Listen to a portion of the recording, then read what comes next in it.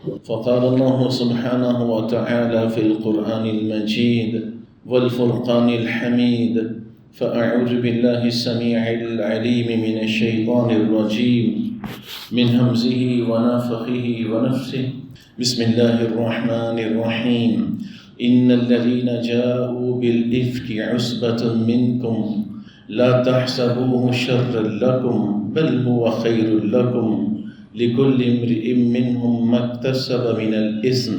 تمام قسم کی حمد و ثنا، کبریائی، تعریفات، تعظیمات، عبادات، حاجات و مناجات اس اللہ سبحانہ و تعالیٰ کے لیے لائق و زیبا ہے جو وحدہ لا شریک ہے، جس کا کوئی پارٹنر، کوئی ساجی، کوئی ہمسر نہ ہے۔ وہی تنہا، اکیلا، یکتا، واحد پوری کائنات کا نظام چلانے والا ہے۔ بے شمار درود و سلام ہو نبی کریم رؤوف الرحیم صلی اللہ علیہ وسلم پر، جن کو اللہ سبحانہ و تعالیٰ نے دنیا والوں کے لیے بہترین رہبر و رہنما، قائد اعظم و امام اعظم بنا کے مبعوث فرمایا۔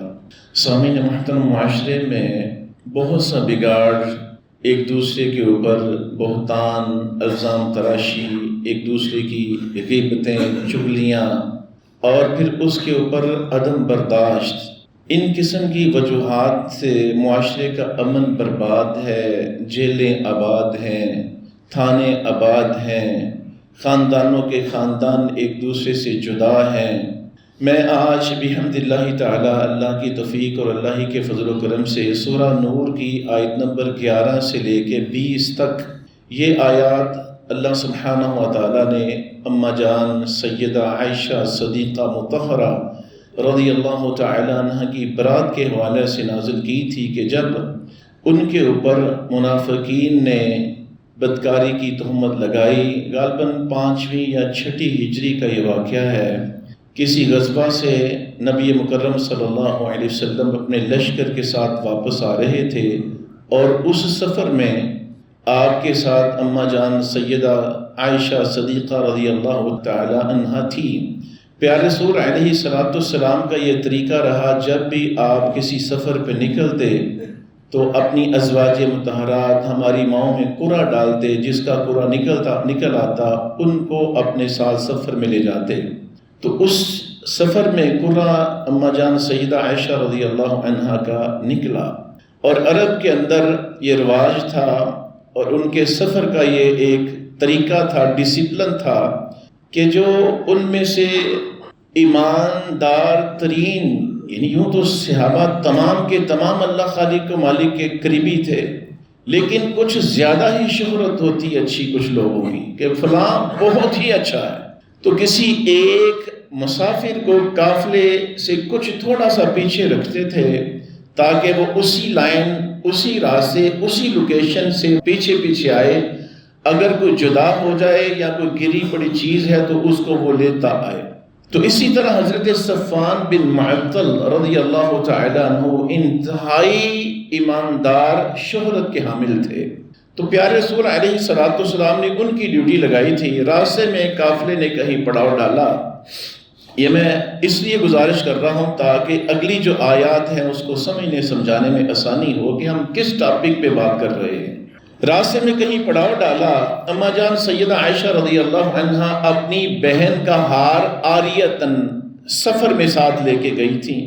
تو یہ حاجت کے لیے جب گئی، واپس جب پہنچی قافلے میں تو انہوں نے دیکھا کہ ہار میرے پاس نہیں ہے۔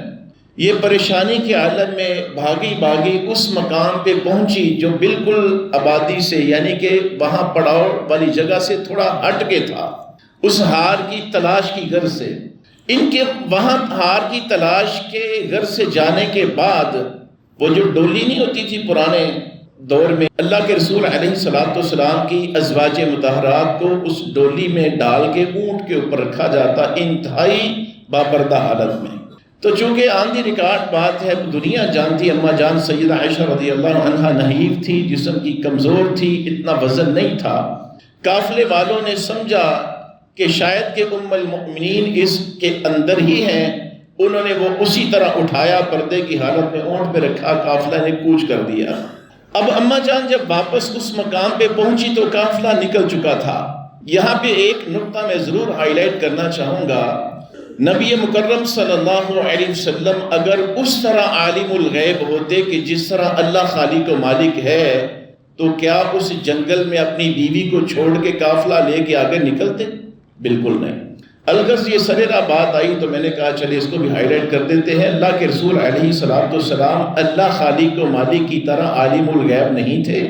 اللہ سبحانہ و تعالیٰ جو آپ کے قلب اطہر پہ وحی نازل کرتا اس سے اللہ کے رسول علیہ السلام کو علم ہوتا۔ اللہ کی وحی کے بغیر اللہ خالق و مالک کو کچھ علم نہ ہوتا تھا۔ اگر یہ انکار کر دیا جائے، اللہ کے نبی کو عالم الغیب مان لیا جائے تو پھر وحی الہی کا کنسیپٹ ہی ختم ہو جاتا ہے۔ پھر تو جبرائیل امین کی لوڑ ہی نہیں، ضرورت ہی نہیں، وحی کا تو پھر کوئی تصور ہی باقی نہیں رہتا۔ الغرض بات کرنے کا مقصد یہ ہے کہ پھر وہی جو طور طریقہ عرب کا تھا، کچھ دیر کے بعد حضرت صفوان بن معطل رضی اللہ تعالیٰ عنہ اسی راستے سے جب گزرے تو انہوں نے دیکھا کہ کوئی خاتون ہے۔ جب قریب پہنچے تو اماں جان عائشہ رضی اللہ عنہا تھکاوٹ کے مارے سو رہی تھی، تو انہوں نے پڑھا انا للہ و انا الیہ راجعون اونچی آواز کے ساتھ۔ اماں جان بیان کرتی ہیں کہ میری آنکھ کھلی تو چونکہ انہوں نے حجاب کی آیات نازل ہونے سے پہلے مجھے دیکھ رکھا تھا تو انہوں نے مجھے پہچان لیا، تو ان کے انا للہ و انا الیہ راجعون پڑھنے سے میری آنکھ کھلی تو میں نے حجاب کر لیا، پردہ کر لیا۔ انہوں نے اپنی سواری کو نیچے بٹھایا، میں اوپر بیٹھی، سوائے انا للہ و انا الیہ راجعون سے حضرت صفوان بن معطل نے نہ اس موقع پہ اور نہ پورے دوران سفر کوئی بات نہیں کی، کوئی ایک لفظ بھی اپنی زبان سے نہیں دہرایا۔ اس طرح خاموشی کے ساتھ انہوں نے سفر جاری کیا مدینہ طیبہ کی طرف۔ اب آگے کچھ مزید کسی جگہ پہ قافلہ ٹھہرا ہوا تھا، تو اسی قافلے کے ساتھ جا کے جب ملے تو پھر منافقین نے، عبداللہ بن ابی جو رئیس المنافقین تھا، اس نے پھر پروپیگنڈا شروع کیا۔ اس نے بدبخت نے اپنی زبان غلیظ سے یہ بکواس کی کہ نعوذ باللہ اماں جان سیدہ عائشہ رضی اللہ عنہا یہ ان کے ساتھ غلط ہیں، یہ ایسا ہو ہی نہیں سکتا کہ اتنا لمبا چوڑا سفر یہ اس طرح گزار لیں۔ لہذا اتنا شدید پروپیگنڈا تھا، اتنا شدید پروپیگنڈا تھا کہ مسلمانوں میں سے جو سب سے قریبی ترین ایک حضرت ابوبکر صدیق کے رضی اللہ تعالیٰ عنہ کے قریبی رشتہ دار تھے حضرت مصطفیٰ رضی اللہ عنہ، وہ بھی متاثر ہوئے، حسان بن ثابت وہ بھی متاثر ہوئے، اور ایک خاتون بھی متاثر ہوئی کہ جنہوں نے منافقین کے ساتھ مل کے اس بات کی تصدیق کر دی۔ پھر ان کے اوپر بعد میں 80 کوڑوں کے ساتھ حد قائم کی گئی تھی۔ بغیر کسی ثبوت کے، بغیر کسی وجہ سے کسی پاک دامنہ عورت پہ بدکاری کی تہمت لگانا، پھر اس کے اوپر 4 گواہ پیش نہ کرنا، تو ان کے اوپر 80 کوڑوں کی حد قائم کی جاتی ہے۔ تو ان کو پھر حد لگا کے ان کو پاک و صاف کر دیا گیا۔ البتہ جتنے منافقین تھے، عبداللہ بن ابی تھے، ان کے اوپر ایک حکمت عملی کے تحت کوئی حد قائم نہیں کی گئی تھی۔ تو اللہ سبحانہ و تعالیٰ نے سورہ نور کے اندر اپنی اس پاک دامنہ بندی کے بارے میں قرآن نازل کیا۔ نبی کریم صلی اللہ علیہ وسلم تقریباً 1 مہینہ بھر اپنی بیوی کے پاس نہیں گئے۔ اتفاق ایسا ہوا کہ سفر سے واپسی پہ اماں جان سیدہ عائشہ رضی اللہ عنہ شدید بیمار ہو گئی۔ الغرض شدید بیماری میں ان کو کوئی پتہ ہی نہیں تھا کہ ان کے بارے میں شہر میں کون کون سے الفاظ دہرائے جا رہے ہیں۔ کچھ افاقہ ہوا، کسی خاتون نے ان کو خبر دی، جب ان کے کانوں میں آواز پڑی تو انہوں نے اپنے ماں باپ کے گھر جانے کی اجازت پیارے رسول سے لی۔ جب اپنے ماں باپ کے گھر پہنچی، وہاں پہ جا کے جب انہوں نے یہ خبریں سنی تو 2 دن 2 راتیں اماں جان سیدہ عائشہ رضی اللہ عنہا روتی رہی، نہ کچھ کھایا نہ کچھ پیا، نڈال ہو گئی۔ اللہ کے رسول وہاں پہ پہنچے، نبی مکرم صلی اللہ علیہ وسلم کے الفاظ تاریخ کے اوراق اس بات کی گواہی دیتے ہیں۔ اللہ کے رسول علیہ السلام نے اپنی اہلیہ سے، زوجہ محترمہ سے کہا کہ اگر تم پاک ہو، تمہارے اندر کوئی غلطی نہیں، تو اللہ سبحانہ و تعالیٰ ضرور تمہاری مدد کرے گا، چپ ہو جاؤ، صبر کرو۔ اور اس کے بعد پتہ کیا کہا اللہ کے رسول؟ ایسے ہمارے مسلمان بھائی بہنیں جو اللہ کے نبی کو عالم الغیب کہتے ہیں، ان کے لیے لمحہ فکریہ ہے۔ پیارے رسول علیہ السلام نے فرمایا کہ اگر کوئی تقاضۂ بشریت غلطی ہو گئی ہے تو اللہ سے معافی مانگ لو۔ یہ بات کہنے کی لوڑ تھی پیارے رسول کو؟ اگر عالم الغیب ہوتے کہ اللہ کے رسول علیہ السلام کو نہیں پتا تھا؟ یہ دونوں باتیں جب اللہ کے رسول علیہ السلام نے کی تو اماں جان خاموش ہو گئی، اللہ خالق و مالک کی طرف خیر کی امید لگا لی۔ تو نبی مکرم صلی اللہ علیہ وسلم کے پاکیزہ دل پہ اللہ تعالیٰ نے یہ آیت نازل کی، سورہ نور کی آیت نمبر 11، ان الذین جاؤوا بالافک عصبۃ منکم۔ اللہ فرماتا ہے کوئی شک نہیں کہ یہ جو لوگ جو بہت بڑا بہتان لے کے آئے جو تمہیں میں سے ہیں، یعنی اللہ سبحانہ و تعالیٰ نے آغاز ہی اس الزام کے رد سے کیا۔ ان الذین جاؤوا بالافک، واقعہ افک مطلب ہے بہتان والا واقعہ۔ افک کا مطلب ہوتا ہے جھوٹی من گڑت بات، بہتان ایسا الزام، ایسا دعویٰ جس کے پیچھے کوئی حقیقت نہ ہو، کوئی گواہ نہ ہو، کوئی ریفرنس نہ ہو۔ تو اللہ خالق و مالک فرماتا ہے ان الذین جاؤوا بالافک عصبۃ منکم، عصبہ کہتے ہیں گروہ کو، جماعت کو، 10-20 اکٹھے ہو جائے نا لوگ تو ان کے لیے لفظ استعمال ہوتا ہے عصبہ۔ سورہ یوسف کے اندر ان کے بھائیوں، یوسف علیہ السلام کے بھائیوں نے بھی اپنے لیے یہ لفظ استعمال کیا تھا کہ ہم بہت بڑی طاقتور جماعت ہیں۔ تو اللہ فرماتا ہے یہ جو تمہیں میں سے جو لوگ نکلے ہیں ایک گروہ کی شکل میں کہ جو بہت بڑا بہتان لے کے آئے ہیں، لا تحسبوہ شر لکم، اے حضرت ابوبکر رضی اللہ عنہ کی فیملی کے لوگوں تم اس کو اپنے لیے برا مت سمجھو۔ پہلا سبق کہ اگر ہم کسی بھی آزمائش میں، مصیبت میں، بیماری میں مبتلا ہو جائیں تو اس کے اندر ہم نے خیر کی امید لگا لینی ہے اللہ تعالیٰ سے۔ اور ایک بات یہ بھی کہ دنیا میں کوئی کتنا کوئی نیک اور پاک دامن ہو سکتا ہے، کتنا بڑا وہ مدرس ہو سکتا ہے، کتنا بڑا وہ شیخ الحدیث ہو سکتا ہے، کتنا بڑا وہ قاری قرآن ہو سکتا ہے، کتنا بڑا وہ مقرر و خطیب ہو سکتا ہے، وہ جتنا مرضی عزتوں کا مالک ہو حضرت ابوبکر کی فیملی سے بڑھ کر نہیں ہوگا۔ معلوم یہ ہوتا ہے کہ دنیا میں بڑے بڑے اعلیٰ و عرفہ لوگوں کے اوپر بھی بہتان لگا، لہٰذا پریشان نہیں ہونا۔ ایک یہ بھی سبق ملتا ہے، اپنی زندگی کو اجیرن نہیں بنانا ہم نے کہ اگر ہم کسی ناجائز بہتان میں شامل حال ہو جائیں، اگر ہمارے اوپر کوئی اٹیک کر دے تو صبر کا دامن ہم نے بالکل نہیں چھوڑنا۔ لا تحسبوہ شر لکم، اللہ فرماتا ہے اس کو اپنے لیے نقصان دہ مت سمجھو، بل ہوا خیر لکم، بلکہ یہ تو تمہارے لیے خیر ہے۔ کتنے ایسے اسباق ہیں جو ہمارے لیے اللہ خالق و مالک نے ان آیات کے اندر پیش کیے، تو یہ سارے کا سارا یہ صدقہ جاریہ اس فیملی کے لیے ہے۔ اسی لیے اللہ تعالیٰ فرماتا ہے بل ہوا خیر لکم، یہ تمہارے اوپر بہتان اور یہ زنا کی تہمت تمہارے لیے فائدے کی بات ہے۔ کتنی بڑی بات ہے یہ، اللہ تعالیٰ ہمیں سمجھنے کی توفیق عطا فرمائے۔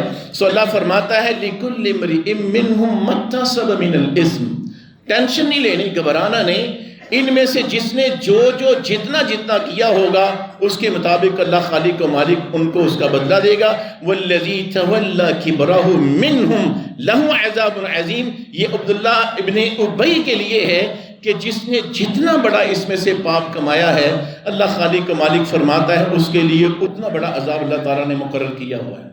سو ہمیں چاہیے کہ کسی بھی قسم کی مصیبت ہو ہمیں صبر کرنا چاہیے، شکر کرنا چاہیے۔ اگر کوئی نعمت ملے تو اللہ کا شکر، مصیبت، آزمائش، پریشانی ہو تو اللہ خالق و مالک کے ساتھ صبر کا دامن تھامے رکھیں، خیر کی امید رکھیں۔ اللہ کے رسول علیہ السلام فرماتے ہیں، صحیح مسلم کی روایت ہے، عجبنا لامر المؤمن، مومن کے لیے بڑا عجیب معاملہ ہے، ان امرہ کلہ خیر، یہ کسی بھی حالت کے اندر ہوتا ہے اس کے لیے خیر ہی خیر ہے۔ ولیس ذاک لاحد الا المؤمن، یہ سوائے مومن کے اور کسی کے لیے نہیں ہے۔ ان اصابته سرا شکرا فکان خیر لہ، اگر اس کو کوئی نعمت ملتی ہے تو یہ شکر کرتا ہے تو اس کے لیے خیر کا باعث ہے۔ اور اسی طرح اللہ کے رسول فرماتے ہیں وَإِنْ أَصَابَتْهُمْ ضَرًّا صَبْرًا فَكَانَ خَيْرًا لَهُ، اگر اس کو کوئی مصیبت پہنچتی ہے تو یہ صبر کرتا ہے، یہ بھی اس کے لیے خیر ہے۔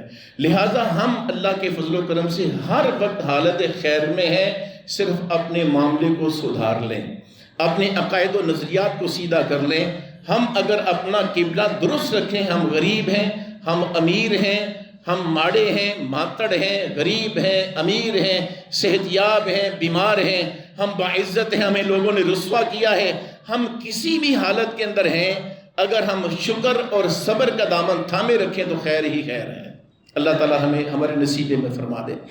آیت نمبر 12 اللہ فرماتا ہے لولا اذ سمعتموه فظن المؤمنون والمؤمنات بانفسهم خیرا، اللہ فرماتا ہے کہ اسے سنتے ہی مومن مردوں اور مومنوں نے اپنے بارے میں خیر کا گمان کیوں نہیں کیا؟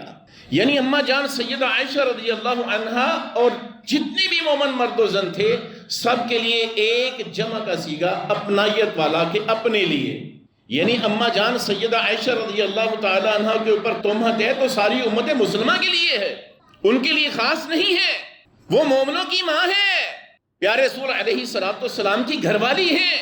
تو اللہ تعالیٰ نے آیت نمبر 12 کے اندر یہ لفظ دہرائے ہیں کہ لولا اذ سمعتموہ، کیوں نہیں مومنوں نے سنا، اور یہ کہا ظن المؤمنون والمؤمنات، مومن مرد اور مومن عورتوں نے بانفسہم خیرا، اپنی جانوں کے لیے اپنے بارے میں خیر کا گمان کیوں نہیں کیا؟ یعنی کہ اگر کسی نے خاموشی اختیار کی ہے تو اس کی اپنی ذات کے اوپر اٹیک ہے، کیوں خاموش رہا وہ؟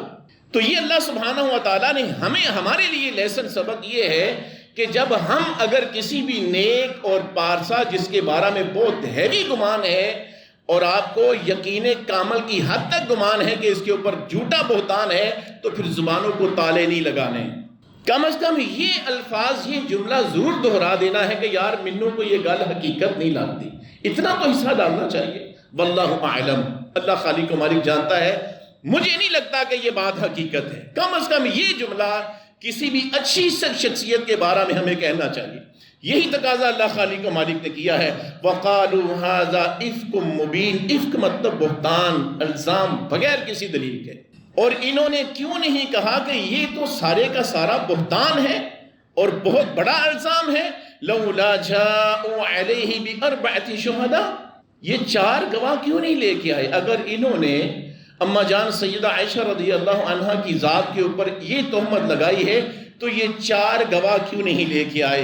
اللہ کے رسول علیہ السلام کی تعلیمات بتلاتی ہیں 4 عاقل و بالغ مرد اپنی آنکھوں کے ساتھ پریکٹیکل حالت میں جب مرد و زن کو دیکھیں تو 4 مل کی گواہی دیں تو پھر ان کی گواہی قابل قبول ہے، اگر 3 ہے تو تب بھی ان کو خاموش رہنے کا حکم ہے۔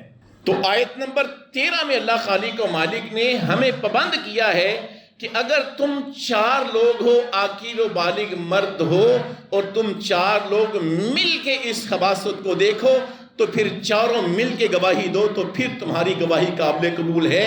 اگر 4 نہیں 3 ہے، چوتھا نہیں ہے، تو ان تینوں کے اوپر بھی 80 کوڑوں کی حد قائم کی جائے گی۔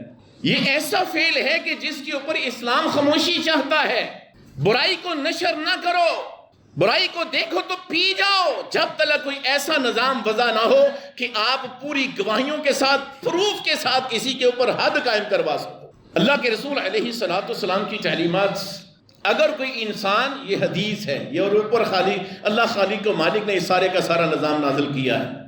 آپ نے فرمایا کہ اگر تم کسی مرد انسان کو دیکھو کہ کسی جانور کے ساتھ وہ پریکٹیکل حالت میں ہے تو اس کو تو مارنا ہی ہے، حکومت سے تقاضا ہے۔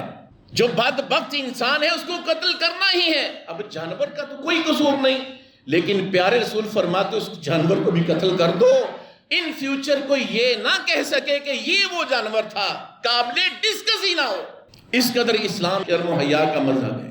تو اللہ فرماتا ہے لولا جاءوا علیہ باربعۃ شہداء، یہ 4 گواہ کیوں نہیں لے کے آئے؟ فاذ لم یاتوا بالشہداء، اگر ان کے پاس 4 گواہ نہیں تھے، اللہ فرماتا ہے فاولئک عند اللہ هم الکاذبون، اللہ کے نزدیک یہ جھوٹے بے ایمان، جھوٹے لوگ ہیں۔ 4 گواہیاں اگر نہیں تو پھر یہ جھوٹ ہے، اس کو جھوٹ تصور کیا جائے گا، ان کی بات کو تسلیم نہیں کیا جائے گا۔ اللہ کے رسول فرماتے ہیں البینہ علی المدعی والیمین علی الانکار، مدعی جو ہے دعویٰ کرنے والا، اس کے اوپر پروف ہے، گواہیاں پیش کرے، پروف پیش کرے، ثبوت پیش کرے، اور جو مدعی علیہ ہے وہ انکار کرتا ہے تو وہ قسم دے دے۔ یہ طریقہ اللہ کے رسول علیہ السلام نے بیان فرمایا۔ اور آیت نمبر 14 وَلَوْلَا فَضْلُ اللَّهِ عَلَيْكُمْ وَرَحْمَتُهُ فِي الدُّنْيَا وَالْآخِرَةِ، اللہ فرماتا ہے اور اگر اللہ خالق و مالک کا فضل تم پر دنیا اور آخرت میں نہ ہوتا، لَمَسَّكُمْ فِي مَا أَفَدْتُمْ فِيهِ عَذَابٌ عَظِيمٌ، تو اللہ خالق و مالک تمہارے اوپر بہت بڑا عذاب مسلط کر دیتا۔ سو اللہ خالق و مالک کا خاص فضل و کرم تھا کہ اس موقع پہ مسلمان بچے رہے، ان کے اوپر اللہ کی طرف سے کوئی عذاب نازل نہیں ہوا۔ تو یہ اللہ خالق و مالک کا فضل ہے، اس کا تقاضا، اس کی منت، سماجت، التجا اللہ تعالیٰ سے کرنی ہی چاہیے کہ یا اللہ ہمارے اوپر ہر وقت اپنا کرم و فضل ہی رکھنا۔ اذ تلقونه بألسنتكم وتقولون بأفواههم ما ليس لكم به علم وتحسبونه هينا۔ اللہ فرماتا ہے کہ جب کہ تم اسے اپنی زبانوں سے نقل کر رہے تھے، جو تم نے سنا آگے بیان کرنا شروع کر دیا، حالانکہ تمہیں اس کے بارے میں کوئی علم نہیں تھا۔ سو نبی کریم صلی اللہ علیہ وسلم فرماتے ہیں کسی کی جھوٹا ہونے کے لیے یہی بات کافی ہے کہ جو سنا اور آگے سنا دیا۔ یہ کوئی مردانگی نہیں ہے، یہ کوئی دانشوری نہیں، یہ کوئی سمجھداری نہیں۔ دنیا کا پرلے درجے کا احمق بے وقوف ہے وہ مرد، وہ مرد و زن کہ جو سنے بغیر تصدیق کیے، بغیر انویسٹیگیشن کیے اس کو آگے بیان کر دے۔ یہ کیسی دانشوری ہے، یہ کوئی سمجھداری نہیں۔ اگر کسی کو آپ نے بے وقوف کا، احمق ہونے کا سرٹیفکیٹ دینا ہے کہ اس نے اس کے اندر کوئی پی ایچ ڈی کی ہے، تو وہ مرد ہے، وہ عورت ہے جو ادھر سے سنے اور اس زبان سے آگے پہنچا دے، کوئی تصدیق ہی نہیں، خبر ہی نہیں۔ تو اللہ فرماتا ہے کہ جب تم اپنی زبانوں سے دہرا رہے تھے جس کا تمہیں علم ہی نہیں تھا، کیوں؟ اگر برائی ہے تو خاموش رہو، اگر اچھائی ہے تو تصدیق کر کے نشر کرو۔ بشرا ولا تنفرا، خوشخبری کی فضا قائم کرو، لوگوں کے دلوں کے اندر ایک دوسرے کے لیے نفرت پیدا نہ کرو۔ بشرا، اگر بشارت ہو تو پھیلاؤ، ولا تنفرا، اگر کس قسم کی بات ہے تو خاموش ہو جاؤ، ڈنگ ڈپاؤ پولیسی اختیار کرو۔ تقاضا احتیاط یہ ہے کہ اپنی زبانوں کو تالے لگا کے رکھو۔ اللہ کے رسول علیہ السلام نے فرمایا تھا جہنم کے اندر سب سے زیادہ لوگ اپنی زبانوں کی وجہ سے داخل کی جائیں گے۔ سب سے زیادہ جس وجہ سے مسلمانوں کی بات ہے، غیر مسلم تو جائیں گے ہی جہنم میں بغیر اسی حساب کے، کوئی ترازو نہ ہوگا، کچھ بھی نہ ہوگا۔ اللہ غیر مسلم لوگوں کو اٹھائے گا، مرد و زن کو ڈائریکٹ جہنم کے اندر پھینک دے گا۔ یہ جنت و جہنم دونوں چیزیں ہمارے اور آپ کے لیے ہیں، یہ مسلمانوں کے لیے ہے، یہ اہل توحید، اہل سنت والوں کے لیے ہے۔ تو سب سے زیادہ جو اہل ایمان جہنم کے اندر پھینکے جائیں گے وہ ان زبانوں کی وجہ سے۔ اور اپنے اللہ کے نبی نے فرمایا کہ تم اپنی دو چیزوں کی ضمانت دے دو، میں اللہ کے نبی اللہ کی وحی کے ساتھ تمہیں جنت کی ضمانت دیتا ہوں۔ آپ نے فرمایا کہ ایک وہ چیز جو تمہاری دو جبڑوں کے درمیان ہے، اپنی زبان کی ضمانت دے دو کہ اس کا اچھا استعمال کرو گے۔ اور جو دو رانوں کے درمیان ہے، تمہاری شرمگاہ اور تمہاری زبان، ان دونوں چیزوں کی گارنٹی دے دو کہ غلط استعمال نہیں کرو گے، میں تمہیں جنت کی گارنٹی دیتا ہوں۔ باقی ساری چیزیں بعد میں ہیں۔ الغرض بات کرنے کا مقصد یہ ہے، اللہ فرماتا ہے وَتَحْسَبُونَهُ هَيِّنًا، تم اس کو معمولی سمجھ رہے تھے، ہلکی پھلکی بات سمجھ رہے تھے۔ وَهُوَ عِندَ اللَّهِ الْعَظِيمُ وَهُوَ عِندَ اللَّهِ الْعَظِيمُ، اللہ کے نزدیک یہ بہت بڑی بات ہے کہ ادھر سے سنا منہ سے آگے نکال دیا، یہ چھوٹی بات نہیں، تمہارے نزدیک ہوگی، اللہ فرماتا میرے نزدیک بہت بڑی بات ہے۔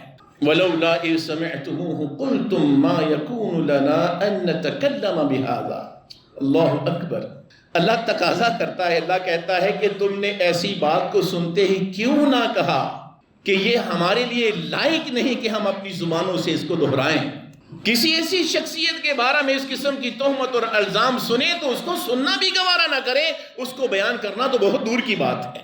اللہ فرماتا ہے وَلَوْلَا إِذْ سَمِعْتُمُوهُ، اور تم نے کیوں نہ کہا کہ جب تم نے سنا، قُلْتُمْ مَا يَكُونُ لَنَا، تم نے کیوں نہیں کہا کہ یہ ہمارے لیے لائق نہیں ان نتکلم بہذا، کہ ہم اس گفتگو کو اپنی زبانوں کے اوپر دہرائیں۔ سبحانک ھذا بہتان عظیم، تم نے یہ کیوں نہیں کہا کہ اللہ پاک ہے، یہ تو بہت بڑا بہتان ہے۔ ساتھ ہی اللہ فرماتا ہے سورہ النور کی آیت نمبر 17 میں اللہ فرماتا ہے یعظکم اللہ، اللہ تمہیں نصیحت کرتا ہے۔ اگر ہم نے اپنی زندگی کے گزرے دور میں کسی شخصیت کے بارے میں سن کے اپنی زبان سے دہرایا کچھ ایسا لفظ، تو اللہ نصیحت کرتا مجھے اور آپ کو۔ سورہ نور کی آیت نمبر 17 اٹھا کے دیکھنا، اللہ فرماتا ہے یعظکم اللہ، یعظکم اللہ، اللہ تمہیں نصیحت کرتا ہے ان تعودوا لمثلہ، اس قسم کی اگر سچویشن تمہاری زندگی میں دوبارہ آ جائے، آبادہ زندگی ساری، ان کنتم مؤمنین، اگر مومن ہو تو پھر ایسی دوبارہ غلطی نہ کرنا۔ اللہ خالق و مالک نے مسلمانوں کی خاموشی کو بھی پسند نہیں کیا، اس موقع پہ مسلمانوں کی خاموشی کو بھی پسند نہیں کیا کہ جنہوں نے سنا خاموشی اختیار کی۔ اللہ نے کہا تم خاموش کیوں رہے ہو؟ تم نے اپنی زبانوں سے اس بہتان کا رد کیوں نہیں کیا؟ لہٰذا اگر تمہاری زندگی میں ایسی سچویشن میں مبتلا ہو جاؤ، اگر تم مسلمان مرد ہو، مومن ہو، تو پھر یہ غلطی مت دہرانا۔ وآخر دعوانا ان الحمد للہ رب العالمین۔